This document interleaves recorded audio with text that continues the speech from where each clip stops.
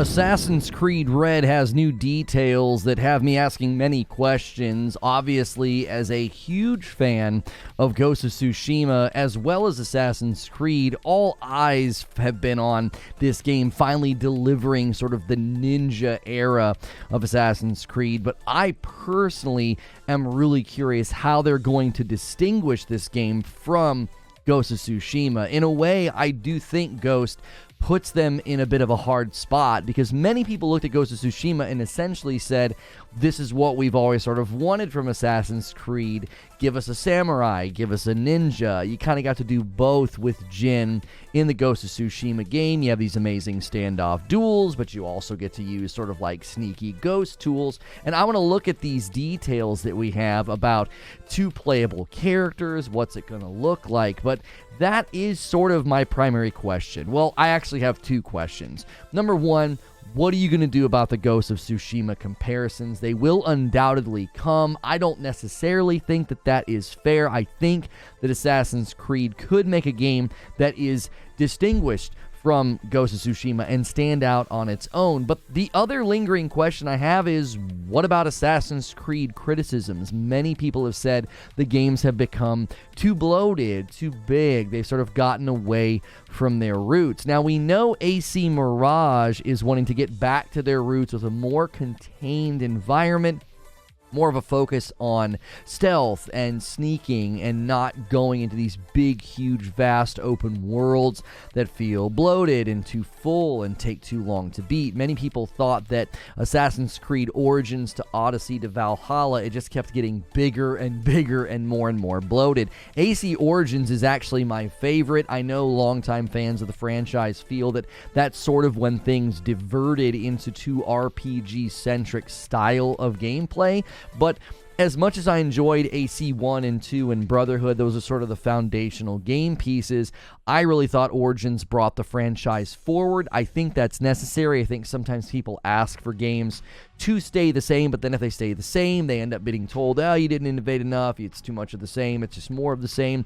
And so I actually thought Origins brought things forward rather well, and Valhalla brought, I think, very good things to the franchise. I know it's not really an Assassin's game anymore, but let's take a look at this X-Fire article because they're looking at the fact that there's two playable characters, and I'm very curious how they're going to do this because they're very different styles of characters just from what we have so far. So Assassin's Creed Red will give fans of the stealth adventure franchise their dream setting and reportedly their dream characters as well. While all eyes are on Assassin's Creed Mirage, which is supposed to come out later this year, fans are also looking forward to the release of Assassin's Creed Red, lovingly referred to by fans as Assassin's Creed Japan because of its setting. If you remember this trailer, when they did like their celebration stream and they were kind of talking about Assassin's Creed Infinity and their goals for that, they also had Assassin's Creed Hexe, and then Red, and then Jade, and kind of walking through everything. Some of the footage from Jade has come out. Obviously, being a mobile game, I think that one's going to be a little bit out of my wheelhouse, but it did actually look pretty good for a mobile game.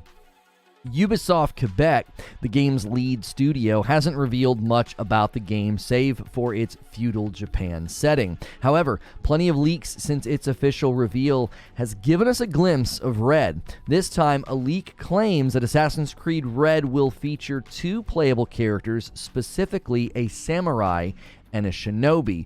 Now, this would lead to very different playstyles, I imagine. Now, if they're two playable characters, I'm curious, does that mean I pick one and play the entire game as them? If I pick the samurai, am I going to have sort of an honor code and a way of approaching combat and narrative elements and the story itself? Will it completely unfold in a different way? And then obviously the shinobi would be more of the assassin, more of the ninja. And is that going to change story elements? Is it going to change my build and what's available? Or can you swap between these characters throughout the play? I honestly don't know. I feel like if you're going to build two completely different characters, that could be really amazing for replay value for those who want to play through the game a second time and get a completely different experience. But I also think it could be really fun to switch between the two. Maybe they're, interacting or something. Let's read on here. Insider Gaming reports that the playable characters for the in-development Assassin's Creed game are modeled for the iconic Japanese character. The same report adds that the character featured in the game's short reveal trailer was the female samurai. On the other hand, the shinobi, with an unspecified gender, is an African refugee who learns the way of the Creed. Well, the trailer, that doesn't look like a samurai to me. I mean, obviously samurai can dress however they want. Maybe they're a samurai and they just happen to be dressed in that way. But that's actually interesting that that's apparently one of the samurai. It would be interesting to see how they're going to have if the African refugee learns the way of the Creed and they're the shinobi. Is that going to be sort of juxtaposed against the samurai, which would be interesting because that was kind of something they did in Ghost of Tsushima. You sort of abandon the shogun, you abandon the way of the samurai, and then, you know, your uncle has to sort of turn his back on you. And that is a huge element of sort of the samurai way, the honor and, you know, facing your enemy and dying and killing with honor. So I'm not sure how they're going to have that play out. I think that could be really good, though, for tension in the story. But again, they're going to have to avoid those pitfalls of getting compared to Ghost of Tsushima. Insider Gaming notes that Ubisoft Quebec is focusing on stealth gameplay similar to Splinter Cell and the Hitman games. Now, this would probably be a welcome change, I would think, for many people.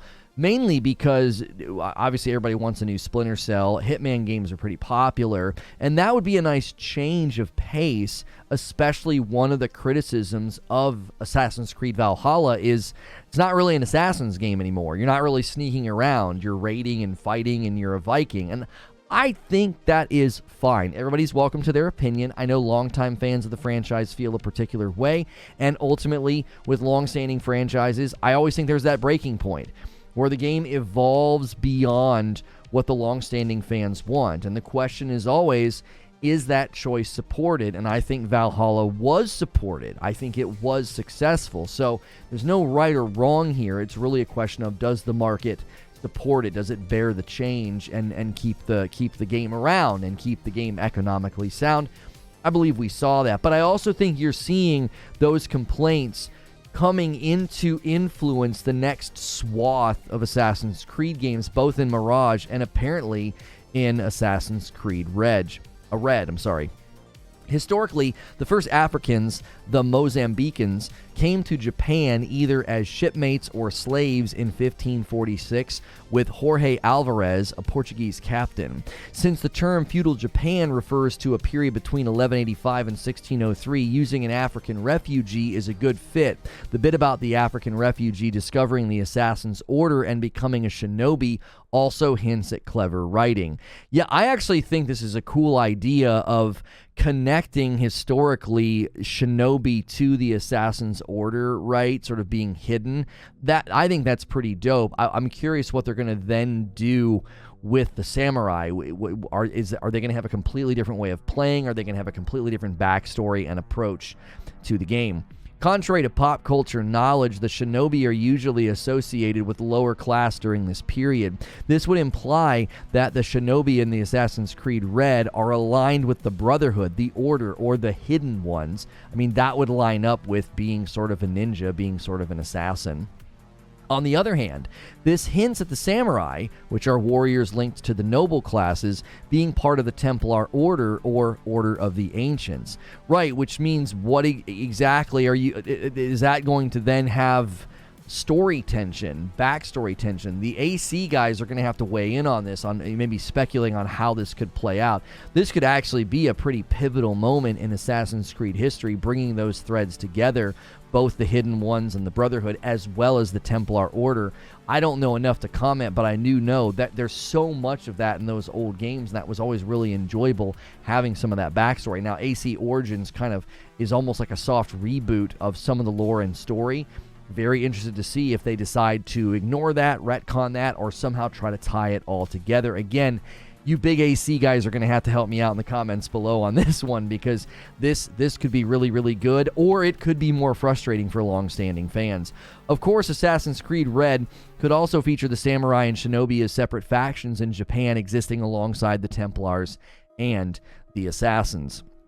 Ultimately, this is speculation on our part, but with the recent report claiming that Ubisoft is going all in on the Assassin's Creed franchise, this bit of news is exciting to say the least. Fans have been wanting to visit Japan and Assassin's Creed ever since the franchise launched, so you can only imagine just how happy fans are going to be if Assassin's Creed Red turns out to be just as good as imagined. Unfortunately, all this hype could be the undoing of Assassin's Creed Red. Hopefully Ubisoft reveals more about Assassin's Creed Red sooner than later. In the meantime, fans can look forward to the release of The Rise of Ronin on the PlayStation 5 next year, which is a game by Team Ninja that may have already begun referring to as Assassin's Creed in Japan. See, I kind of feel bad for Assassin's Creed because everybody's been begging and begging and begging for this era of feudal Japan to be visited. Let us be samurai, let us be ninjas. And they've got Ghost of Tsushima to contend with, a Game of the Year nominated game, in my opinion, worthy of Game of the Year, and just a phenomenal story. You know, they apparently are getting pushed further with the show or the movie because of the success of The Last of Us. And now you've got Rise of Ronin, which I actually haven't paid much attention to that. I'm not actually sure what that is. Team Ninja, their games can be pretty intense, though. I actually typically don't play those games. It's going to be an open world action RPG that takes place in Japan. Well, then hopefully it's a little bit more playable, because in my experience, their games are always a little bit out of my wheelhouse. The combat-focused open-world journey looks a lot like the love child of Breath of the Wild, Assassin's Creed, and Neo. Yeah, Neo, and even their most recent one. It's Wolong. I just struggle because they're too fast. There's something that is too quick about them. With Wolong, I couldn't figure out why I was having success and why I was failing. So I would do something really, really good, and I'd be like, I have no idea what I did that's different than when I failed. It was too fast for my old man brain. So really excited, though, to see that there might be some really good depth, storytelling, and play diversity in Assassin's Creed Red. Would love to know what you think. Leave a comment below, and as always, hit subscribe and the bell button, and I'll see you in the next video.